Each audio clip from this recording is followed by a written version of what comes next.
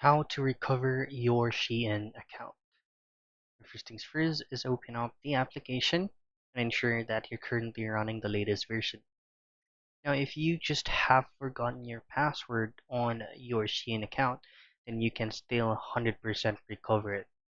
To do so, just simply go directly to the Me tab at the lower right portion of your screen, head to sign in or register, and then just choose on register and sign in with another account. And here, simply type in the email address in which you have forgotten the password, hit on continue, and then just choose on forgot your password. Now, um, all you have to do from here is just hit on send so that you will receive an OTP on the email address that you would like the account to be recovered.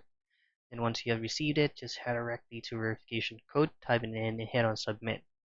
Once you hit on submit, you can now access then the password reset page and then make sure that you set up a strong password.